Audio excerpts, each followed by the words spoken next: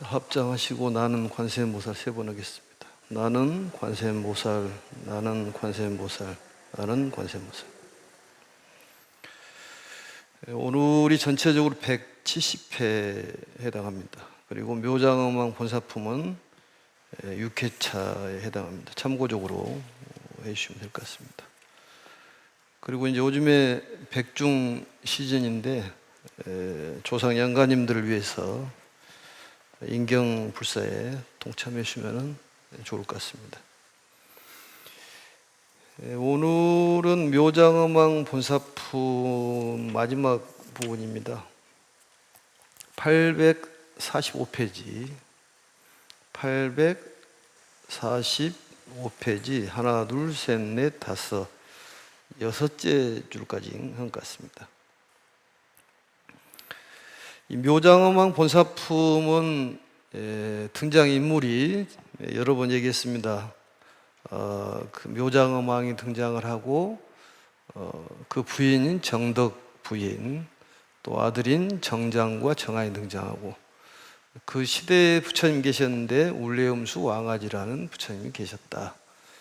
그래서 아버지가 외도를 하시는 분인데, 바라문교인데 집안의 평화와 행복을 위해서 아버지를 교화하는, 어머니와 아들이 나서서 그 마음의 변화를 통해 가지고 행동의 변화를 가져서 교화하는 그런 모습의 내용이 묘장엄왕 본사품의 내용입니다. 이 845페이지를 보시면 전번 시간에 묘장엄왕께서 허공에서 내려와 가지고 부처님의 지혜 공덕, 또 자비의 공덕으로 나타나는 모습을 우리가 32상 80종호라고 얘기하는데, 그 상호를 찬탄하는 그런 내용. 그래서 미간의 백호에서는 달과 같이고, 치아는 희고, 가지런하여 항상 반짝이고, 입술은 붉고 아름다워 빈바의 열매와 같나니라.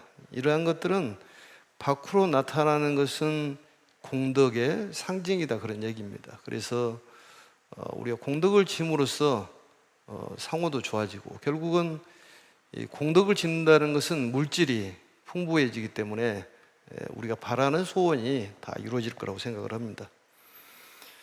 그래서 묘장엄왕께서 백천만원 공덕을, 부처님의 공덕을 찬탄하고는 열애 앞에 일심으로 합장하고 다시 부처님께 사례기를 세존이시여 일찍이 없던 드문 일이옵니다. 이 얘기는 지금도 듣지도 못했고 옛날에도 듣지도 못했던 그러한 것을 미중이라고 부릅니다. 아닌 미자에서 일찍증자, 일찍이 있지 아니한 것을 얘기하는 것인데, 과거 현재에 듣지도 못하고 보지도 못한 일이다, 그런 얘기죠. 그러한 희귀한 일이다. 세존이시여 보겠습니다. 세존이시여 일찍이 없던 드문 일이옵니다. 열의 법은 불가사의하고도, 불가사의란 말은 왼쪽에를 보시면은 넷째 줄에 보면은 불가사의, 가히 생각으로 논의하기 어렵다. 불가사의하다, 생각으로 말하기 어렵다, 그 말이죠. 불가사의하고도 미묘한 공덕을 모두 성취하시어. 여기서는 이제 미묘공덕이라고 되어 있죠. 미묘공덕.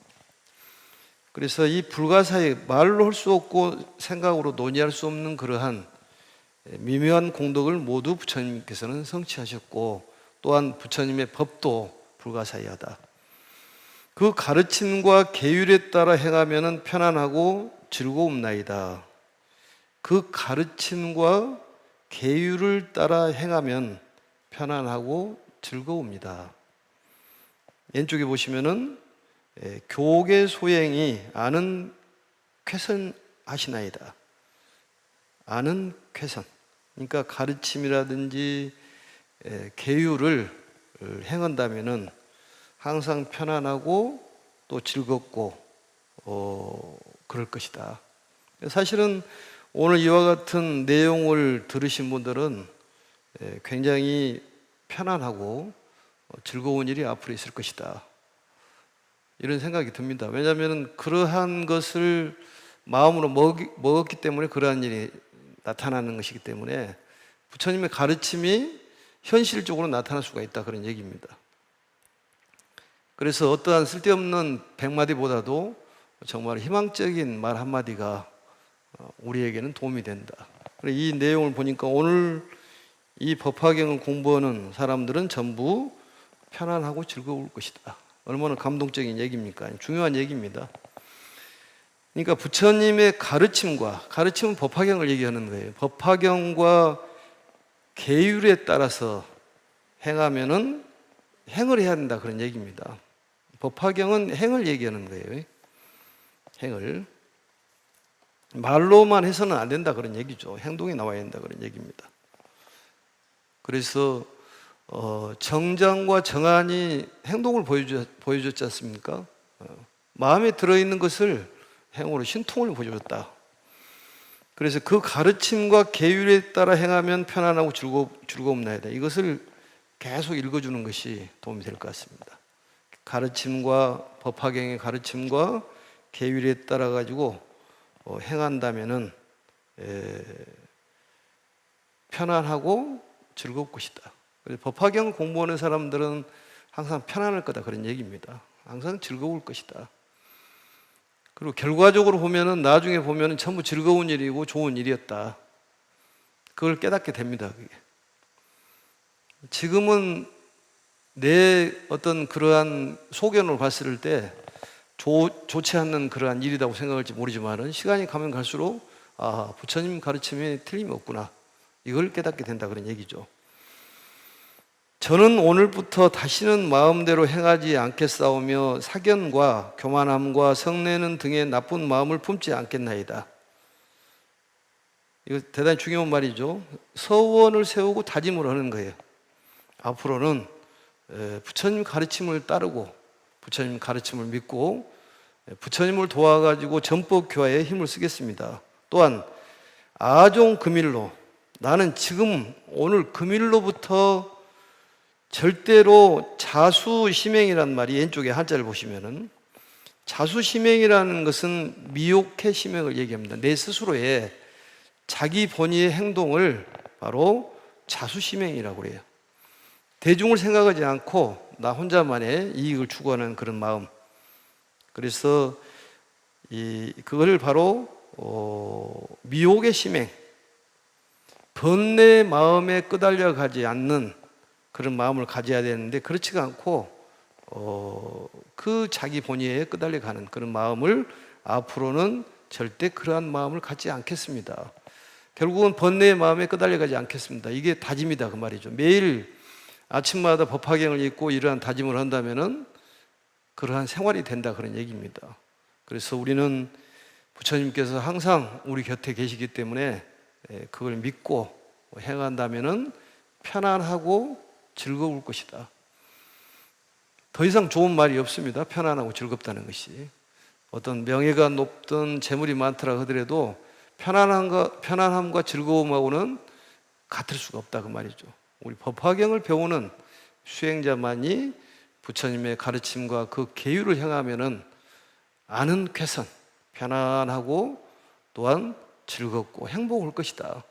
그래서 오늘 공부하는 사람들은 전부 행복의 세계가 앞으로 활짝 열릴 것이다.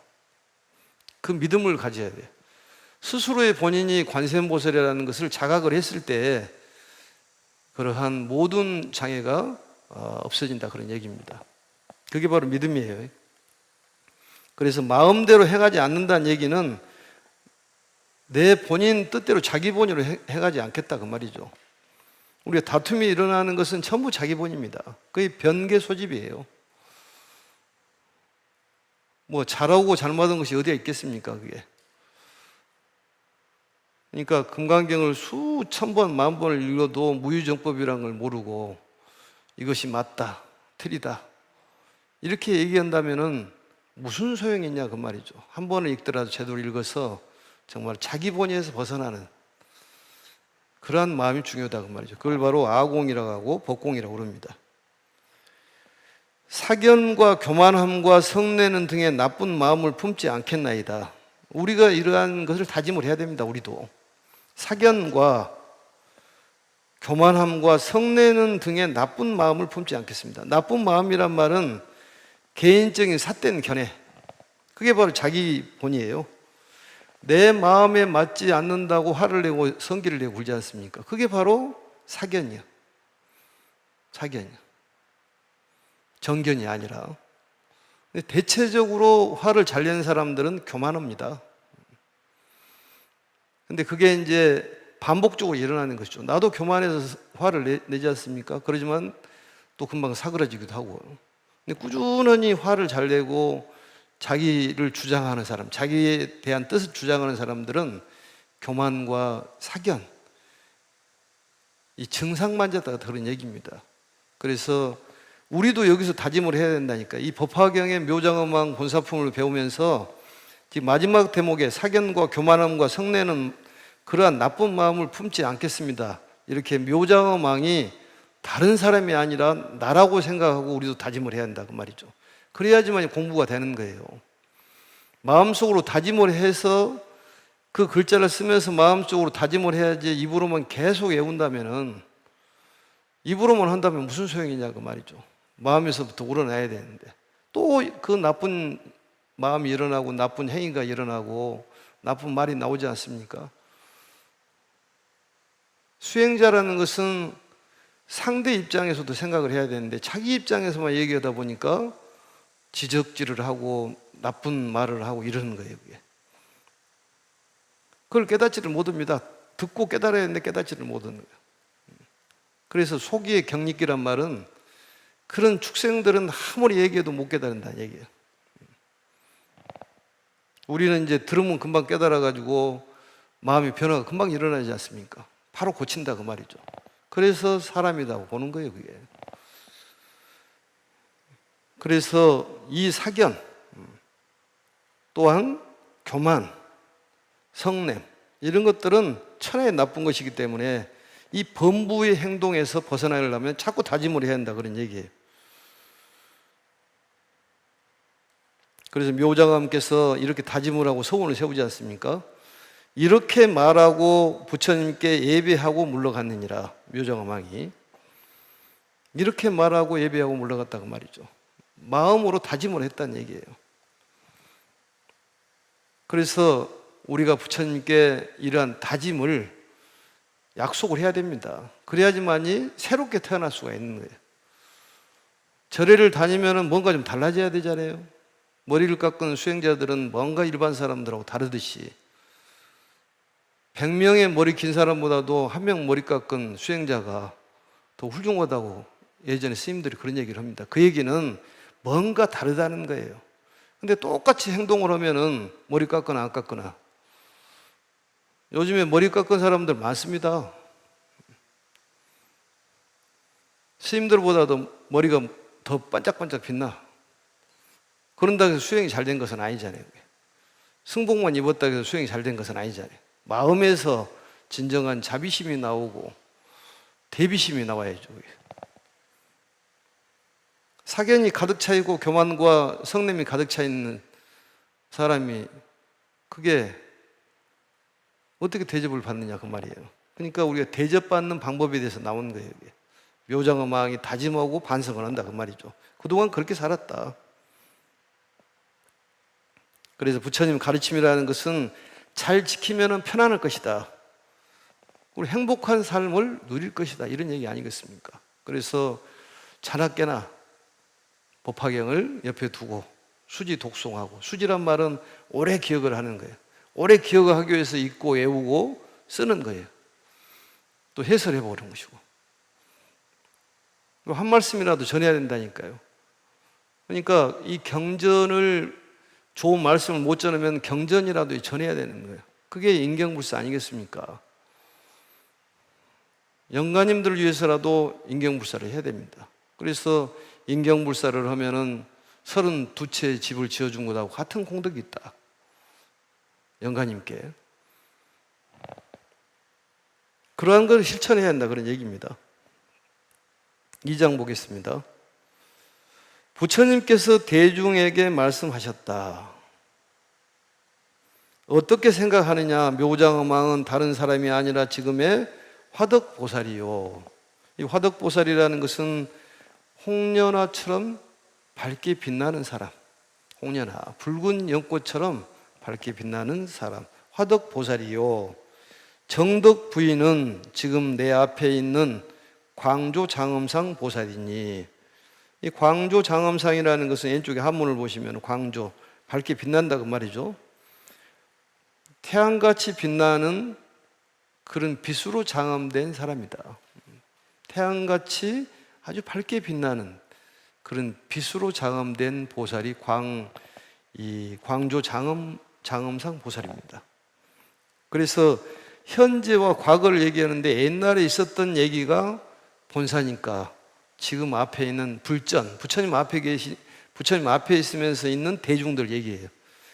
묘장엄 왕이 지금 화덕보살이 옛날에 묘장엄 왕이었고, 광조장엄상 보살이 옛날에 정덕보살이고, 지금 내 앞에 있는 야광보살이 정장이고, 약사보살은 정안이다. 그 얘기 아니겠습니까?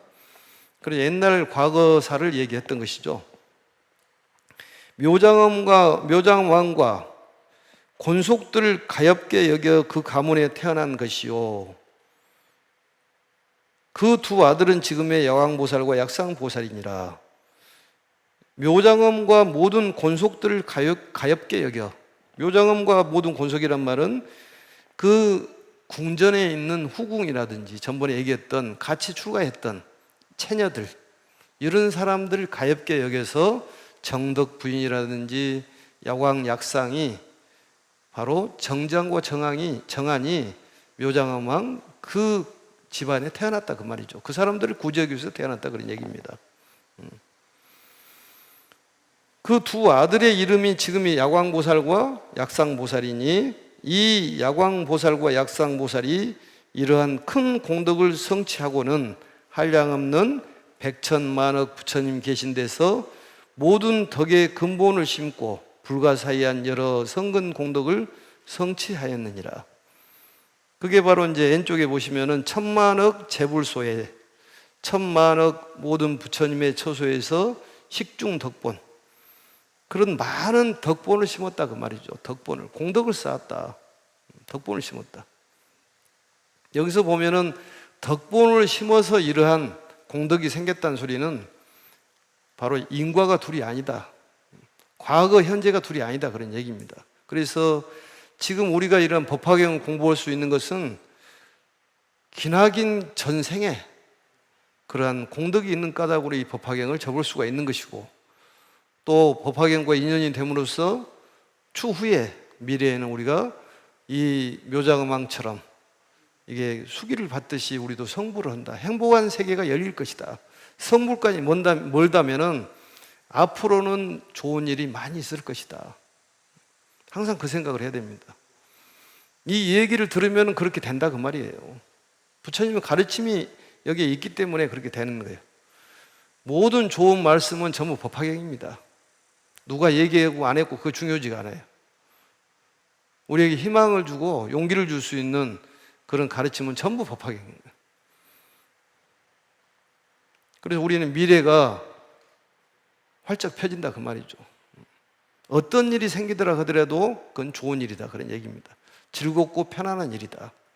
마음만 편하게 먹고 부처님을 믿고, 부처님께서는 우리를 살려주시고 지켜주시고 좋은 곳으로 항상 인도해 주신다는 그런 믿음, 그것만 있으면은 우리는 앞길이 훤히 열린다 그런 얘기입니다.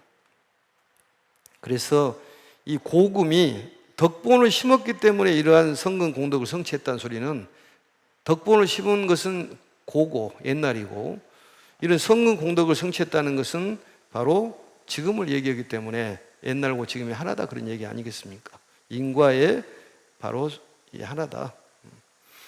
만일 이 두 보살의 이름을 아는 이가 있으면은 모든 세간의 천신과 사람들이 마땅히 그를 예배할 것이다. 이 두 보살이라는 것은 야광보살과 약상보살을 얘기하는 것입니다. 모든 세간과 천신 사람들이 마땅히 그를 예배할 것이다. 그 이름을 알고만 있어도 예배를 받는다 그런 얘기죠. 참 대단하네 보니까. 우리는 이미 야광보살, 약상보살 이름을 알고 있으니까 대접을 받고 있는 것입니다. 우리가 귀한 존재이기 때문에 항상 귀한 존재라고 생각을 해야 돼. 우리는 부처님의 자식이기 때문에 항상 우리는 보호를 받고 있지 않습니까? 부처님의 가피 아래에 살고 있기 때문에 우리는 근심 걱정을 할 필요가 없습니다. 앞으로 일이 저절로 술술 풀리게 돼 있어. 왜 풀리냐면 그러기 때문에 풀린다는 거예요. 부처님께서 우리를 보호를 해주기 때문에 풀리는 거예요.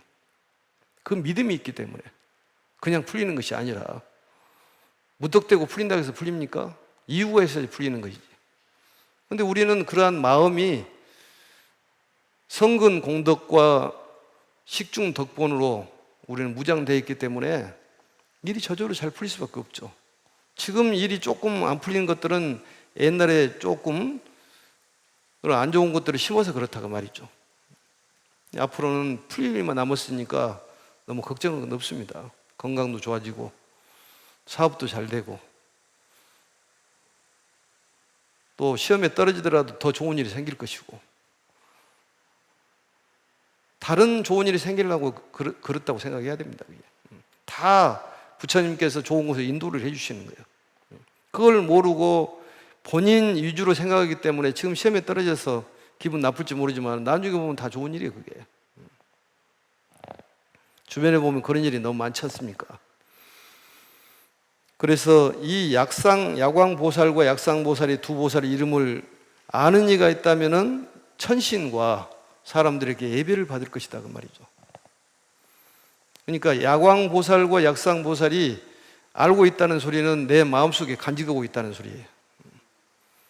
결국은 약상보살과 야광보살이 정장과 정한이었는데 아버지를 포교하는데 전심전력을 다했지 않습니까? 결국은 전법 교화하는 사람은 대접을 받는다 이렇게 볼 수가 있는 것이죠. 그거 안 되면 인경불사로도 해야죠.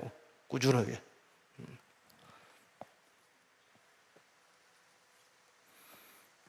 부처님께서 이 묘장엄왕 본사품을 설하실 때 84,000 중생이 번뇌에서 벗어나 모든 법 가운데 청정한 법안을 얻었다.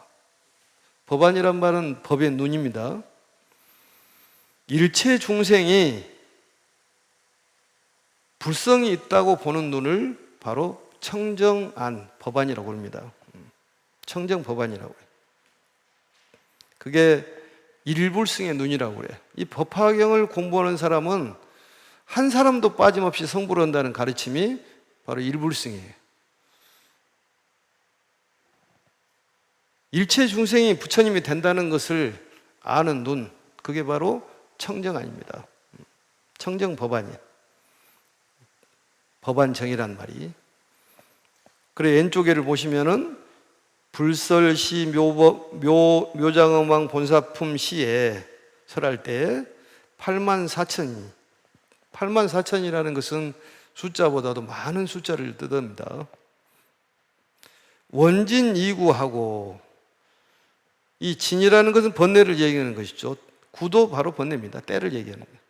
그러니까 진구를 멀리 떠나고 번뇌를 멀리 떠나 보냈다 그 말이죠. 모든 법 가운데에 득 법안정 아니라 법안정이니라 청정한 법안을 얻었다. 그러니까 묘장엄왕 본사품을 설할 때 84,000 중생이 번뇌에서 벗어났다 그 말은 묘장엄왕 본사품을 설할 때다 그런 얘기는 법을 전하는 공덕을 얘기하는 거예요. 묘장엄왕 본사품을 설할 때 84,000의 대중들이 크나큰 공덕을 입었다는 소리는 결국은 법을 설하는 공덕이 크다 이렇게 볼 수가 있는 것이죠. 그래 번뇌에서 벗어났다. 그러니까 모든 죄악에서 벗어날 수가 있고 나쁜 것에서 완전히 벗어나서 이제 좋은 일만 생길 것이다. 그래서 오늘 이 묘장엄왕 본사품을 들으신 분들은 이제 나쁜 일은 싹 하고 이제 좋은 일만 올 거다 그 말이죠. 그 마음을 딱 다짐을 해야 됩니다. 이제는 좋은 일만 생기게 돼 있어요. 그게 다 좋은 일들이에요. 보니까 화장지를 보니까 술술 풀리는 집이라고 그래가지고 화장지 사업하면 술술 풀린다고 하는데, 그래서 풀리는 것이 아니라 법화경을 공부를 하고 믿음을 갖고 많은 사람들에게 공덕을 지어야지. 전법 교화를 통해 가지고 이 묘법연화경 중에서 묘장엄왕 본사품을 설할 때 8만 중생이 번뇌에서 벗어나 모두 뭐 가운데 청정한 법안을 얻었다, 그 말은 이 법을 설했을 때 얻은 공덕이다, 그 말이죠. 그러니까 얼마나 법을 설한다는 게 공덕이 큽니까? 그래서 이 법안이라는 것은 오한의 하나죠. 그래서 우리가 육체적인 눈이 육안이라 하고, 육체적인 눈보다도 더 훌륭한 눈을 천안이라 하고, 또 지혜의 눈을 해안이라 하고, 또 법의 눈은 법안이라 하고, 부처님의 눈을 바로 불안이라고 합니다.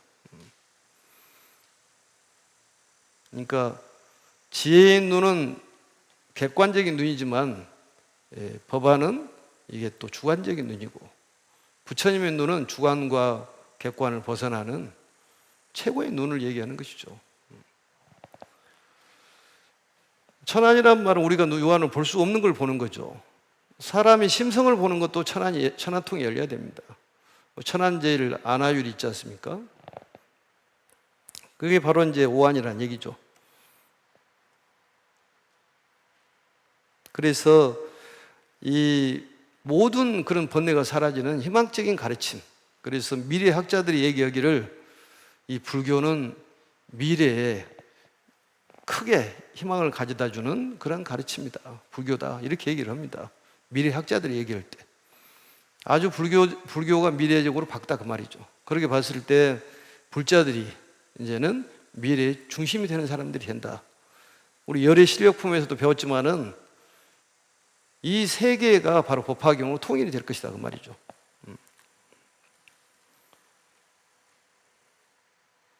그래서 이렇게 해서 이제 묘장엄왕 이 본사품이 끝나는데, 이 내용을 보면 두 아들의 신통적인 그런 기적을 통해 가지고 아버지를 인격의 변화를 가져서 출가하게 만들어서 집안에 행복을 가져다 주는, 그러니까 모든 집안 사람들이 한 가지 종교를 가져야지 두 가지 종교를 가지면 분쟁이 생긴다, 그 말이죠.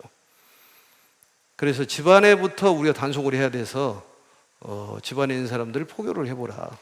나이가 드시면 드실수록 그 생각이 굳어져 있어가지고 이 포교하기 어렵습니다. 그게 고정관념이 강해가지고 쉽지는 않아. 그래도 우리가 노력을 해가지고 내가 정말로 신체적으로 또 말로써 행동으로써 모범이 된다면은 그 사람들이 가마를 입을 것이다, 이런 얘기 아니겠습니까? 그래서 이 대왕을, 묘장엄왕이라는 그 대왕을 포교를 하는 것은 결국은 백성을 생각하는 마음이다, 그 말이죠. 대왕이 아무거나 행동을 해버린다면은 백성이 힘들어지는 거예요. 그래서 백성을 가엾게 여긴 마음으로 왕을 제도한다, 이렇게 보시면 됩니다. 그래서 이 부처님의 가르침은 모든 사람에게 평등하다. 그리고 이제 보현보살 곤발품이 나옵니다. 마지막 품입니다, 이게. 보현보살 곤발품. 이 보현보살 곤발품은 묘법연화경이 28품으로 되어 있는데, 이 품은 이제 법화경의 마지막 장입니다. 마지막 장.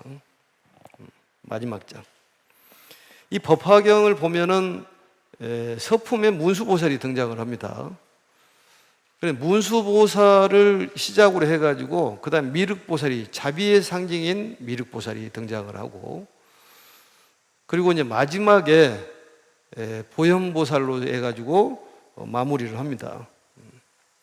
그러니까 서품에 보면 이제 문수보살이 등장을 하고, 중간은 미륵보살이 맞고, 마지막에는 바로 행의 상징인 보현보살로 마무리하는 것이 법화경이다. 그래서 이 부처님의 성품, 불성을 인격화한 것이 문수보살이요. 이게 불성, 부처님 성품을 인격화한다, 그 말이죠. 또 부처님이 되는 수행을 인격화하는 것을 보현보살이다 그런 얘기입니다. 불성을 인격화하는 것을 바로 문수요. 바로 수행을 부처가 되는 수행을 인격화하는 것을 바로 보현이다. 결국은 문수 보현을 합치면은 부처님이 되는 거죠, 그게. 그래서 이 보현보살의 행이 있는 곳이 바로 보현보살이 계신다. 그런 얘기입니다.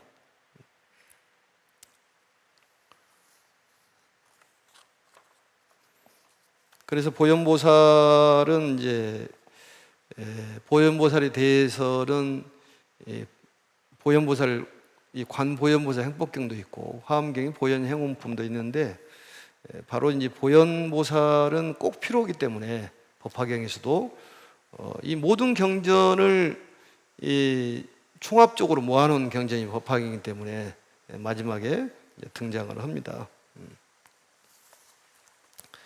그러면 이제 보시면은 보현이란 말은 무슨 뜻이냐? 보현이란 말은 온갖 덕을 잘 갖추었다 이런 뜻이 있고 또 모든 사람들에게 행복을 주는 보살이다 이런 뜻이 있습니다.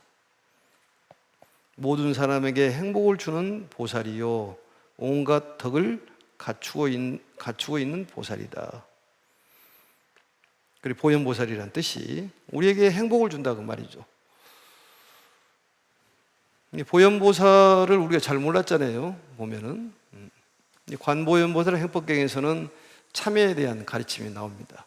우리 108 참회문에 보면은 제일 마지막에 나무 보현보살, 나무 보현보살, 나무 대행 보현보살 나오잖아요. 원금 해양 여겨시 하고 그다음 3번 나오는데 그게 바로 참회에 대한 가르침을 주신 분이 보현보살이에요. 참회법을 일러주신 분이. 그래서 이 보현보살 곤발품이라는 얘기는 이 곤발이란 말은 이제 곤에서 일으키게 한다. 이 보현보살이 이 법사에게 곤해가지고 이 법화경을 유통시키는 데 힘을 실어주는 그러한 품이라고 해서 곤발품이라고 그래요. 그러니까 보현보살이 직접 또 이렇게 법화경을 설하겠지만은 법사를 보호하는 그런 보살이 보현보살입니다. 그래서 힘을 실어주고 우리에게 행복을 주는 행동보살이다. 이렇게 해석을 하시면 될 것 같습니다. 행동적 보살. 행동을 해야지만이 보현보살이다. 이렇게 볼 수가 있는 것이죠. 그래서 이 보현보살은 어느 곳에서 오셨느냐. 여기 보시면은 동방에서 오셨다. 동방에서 오셨다.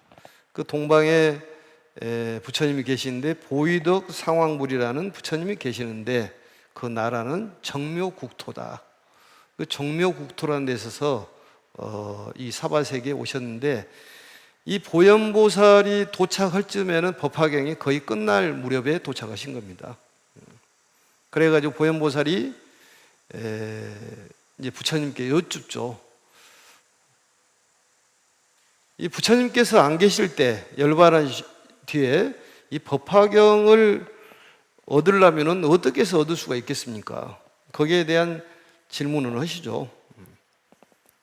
부처님께서 이제 답변을 하시는데 사법을 성취해야지만이 법화경을 얻을 수가 있다. 이 내용이 골자적인 내용입니다. 사법을 성취해야지만이 얻을 수가 있다. 사법 성취. 그러니까 보현보살이 영축산에 도착할 즈음에는 법화경이 끝날 무렵이라고 그랬지 않습니까? 그래서 이 열반하신 뒤에 어떻게 해야지만이 이 법화경의 가르침을 얻어가지고 우리가 깨달음에 이룰 수 있을까요? 그렇게 물어보니까 부처님께서 사법을 성취하면은 법화경을 얻고 깨달을 수가 있을 것이다. 이렇게 말씀하시는 것이죠. 그래서 중요한 골자는 그런 내용인데 이 제목에서 나와 있듯이 바로 온갖 덕을 갖춘 분이 바로 보현보살이다. 그리고 간략한 내용을 보시면은 이제 이 보현보살께서 기사굴살에 도착을 해가지고 사법에 대한 가르침을 듣고 거기서 이제 다짐을 하는데 이 오탁악세에 우리가 살고 있는 탁한 세상에 만약에 법화경을 수행한 사람이 있다면 내가 보호를 해주겠습니다. 이렇게 서울을 세웁니다.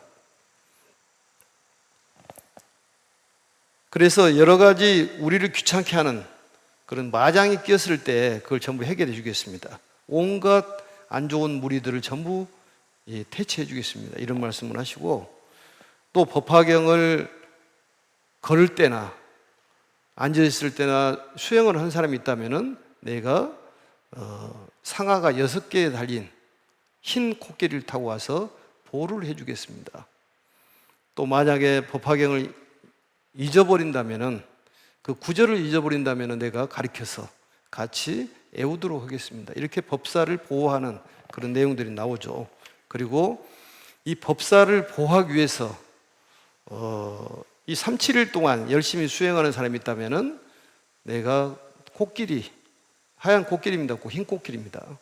이 희단 말은 순수하고 부처님의 진리를 얘기하는 것인데, 흰 코끼리를 타고 와서 보호를 해주겠다, 이런 얘기 많이 나오죠. 그리고 그러면서 보현보살의 주문이 나오는데 주문을 이제 설해 줍니다. 그런 내용들이 나오고, 또 이제 이 보현보살을 보고 매우 기뻐하는 그런 마음만 가져도 선다라니와 백천선다라니, 백천만억 선다라니와 또 법은 방편다라니를 얻을 것이다, 이런 얘기가 나오죠. 그리고 이제 우리가 잘 아는 이 오탁악세에, 그러니까 실질적으로 이 세상이 어지럽고 힘든 세상에 법화경이 필요한 거예요. 우리 마음이 힘들고 어려웠을 때 이 법화경을 읽어야지 좋은 마음 갖고 있을 때는 탁탁 와닿지가 않는다, 그 말이죠. 오탁악세라는 것은 꼭 세상을 얘기하는 것이 아니라 우리의 실질적인 그 마음속에 가지고 있는 세계를 얘기하는 거예요. 그래서 이 법화경을 100개 쓰는 사람, 그런 사람들은 바로 도리천에 태어날 것이요, 100개 쓴 것만 아니라 만약에 사유를 하고 또 수지를 한다면 도솔천에 태어날 것이다, 이런 얘기들이 아주 나오죠. 그리고 내가 직접 쓰든지 남을 위해 쓰든지 그 공덕은 똑같다, 그런 얘기. 그리고 만약에 이 법화경을 공부하는 수행자를 사실이거나 사실이 아니거나 비방하고 헐뜯고 그런다면은 그 큰 과보, 죄를 받을 것이다. 그거는 무서운 소리가 나옵니다. 그래서 뭐 백납병에 걸릴 것이다. 또 비웃으면은 이 이빨이 빠지고 성글성글해질 것이다. 입술이 추하고 코가 납작할 것이다. 손발이 비뚤어지고 눈이 사팔대기가 되고 몸에서 더러운 냄새가 날 것이다. 뭐 이런 얘기들. 결국은 이 비방을 했을 때 이러한 좋지 못한 것이 생기지만은 칭찬을 하고 찬탄을 했을 때는 그게 반대로 일어난다, 그 말이죠. 그러니까 우리는 항상 칭찬을 해야 찬탄을 하고.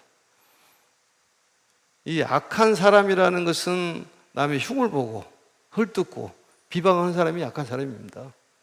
그래 자꾸 그 사람들하고 가까이 있으면 자기도 모르게 젖어드는 거예요. 가랑비에 옷 젖듯이, 향 옆에 있으면은 오래 있으면 향 냄새가 배이듯이, 비린내하고 옆에 있으면은 비린내가 배이듯이, 그런 나쁜 소리 한 사람들 있잖아요. 그게 자꾸 비방을 하고 안 좋다는 얘기하고 헐뜯고 욕하고, 그런 사람들은 돌았으면 회두, 머리를 돌리면 내 흉을 볼 사람이다, 그 말이죠.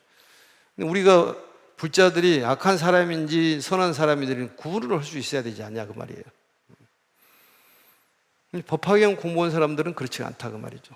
법화경을 공부한 사람들은 특별히 공약물을 원하지 않아도 의복이라든지 탕약이라든지 와구라든지 이런 음식들이 저절로 생긴다, 이런 얘기도 나오지 않습니까? 그러니까 굶어 죽을 일이 없다, 의식주가 해결이 된다, 이런 얘기겠죠. 그렇다면 이제 이 본론으로 들어가 가지고, 그때 보현보살이 자제한 신통력과 위덕과 명성으로 한량없고 가히 없는 헤아릴 수 없이 많은 대보살들과 함께 동방으로부터 오시니 지나오는 국토마다 모두 크게 진동하고 보배 연꽃이 비처럼 내리며 한량없는 백천만억의 갖가지 기약이 울려 퍼졌다. 보현보살이 이제 동쪽에서 오시지 않습니까? 동쪽에서 보이덕 상황불이라는 그 밑에 보시면은 이 제가 보이덕 상황 부처님 국토에 있으면서 나오지 않습니까? 그래서 많은 대중들, 또 자제한 신통력, 자제한 신통력이란 말은 위대한 신통을 얘기하는 거예요. 위대한 신통. 위대한 신통. 그래, 보현보살이라는 것은 조금 전에 얘기했듯이 널리 일체 중생을 행복하게 해주는 보살, 그 보살이 보현보살이라는 얘기입니다. 위덕이란 말은 위대한 보살의 덕, 위대한 보살의 덕을 위덕이라고 합니다. 명성으로 이름이 널리 알려졌다 그 말이죠. 명성으로 한량없고 가히 없는 헤아릴 수 없는 많은 대보살들과, 그러니까 많은 대보살들과 함께 동방으로부터 오시니 국토마다 모두 크게 진동하고 보배 연꽃이 비처럼 내리며 한량없는 백천만억 가지의 갖가지의 기약이 울려 퍼졌다. 이걸 생각을 해본다면은 정말로 이 기사골산으로 오시는 광경이 대단했다, 성대했다 볼 수가 있지 않습니까? 어마어마한 그러한 무리들이 이 기사골산으로 도착을 하는 것이죠. 그러니까 보현보살이 그것만 봐도 대단하다 그 말이죠. 여기서 보면은 벌써 쉴 수도 없는 대보살들이 함께 동방으로 왔다 그 말이죠. 오는 곳마다 육종으로 진동을 했다 그 말이죠. 신비한 일이 일어났다. 보배 연꽃이 비처럼 내렸다. 그러니까 그 광경을 생각한다면 대단한 건 아니겠습니까? 또 무수한 천신, 용, 야차, 건달바, 아수라, 가루라, 긴나라, 마우라가 인비인 등의 많은 대중들이 둘러싸여 각기 위덕과 신통력을 나타내며 사바세계의 기사골산에 이르러 석가모니 부처님께 머리 숙여 예배하고 오른쪽으로 7번을 돌고 부처님께 사례했다. 기사골산이란 말이 법화경을 설하고 있는 장소, 영축산입니다. 영축산에 이제 도착을 한 거예요. 무수한 천신과 용, 야차, 건달바, 아수라, 가루라,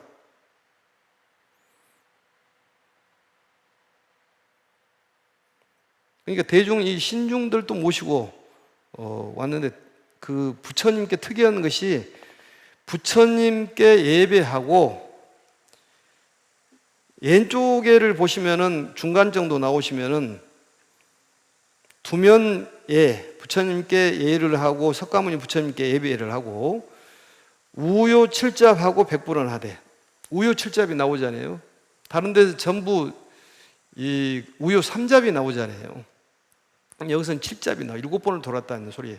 그래서 3이란 말은 구족이라는 뜻이 있고 7번은 완성이라는 뜻이 있는데, 또 이제 무량의경에 가면은 이 셀 수 없이 백천만억을 돌았다고 나옵니다. 백천잡을 돌았다 이런 얘기가 나오는데, 이건 이제 귀해 그 뜻이죠. 귀했다. 그래 7번을 돌았다 이런 얘기입니다. 그래서 법화경을 설하는 곳, 그게 바로 영축산을 얘기하는 것이고, 이 보현보살은 대단히 크지만은 석가모니는 조그만하잖아요. 사바세계에 계신 분들이 적다고 그러잖아요. 덩치가. 그렇지만은 석조는 적지만 보현보살은 크다 그 말이죠. 그러지만은 예배의 대상이 된다는 것은 이 형태가 크고 적고가 문제가 아니라 그 마음의 크기를 얘기하는 거예요. 마음의 크기. 키가 적더라도 마음의 크기가 크면 큽니다 그 사람이. 얼굴이 크고 덩치가 크다고 좋은 것은 아니에요. 마음이 커야지. 마음이 넓어야 된다는 얘기입니다. 사실 보현보살의 이제 그 10서원이 있죠. 10가지의 서원이 있습니다. 그래서 법화경에서 보현보살을 통해서 법화경을 유통시키는데 이 보현보살 10대원이 있는데, 이것은 다음 시간에 이어서 설명하고, 특히 백중 시즌이니까 영가님을 위해서 인경불사에 동참을 해주시면 좋을 것 같습니다. 수고하셨습니다. 자, 관세음보살 3번 하겠습니다. 나는 관세음보살, 나는 관세음보살, 나는 관세음보살. 수고하셨습니다.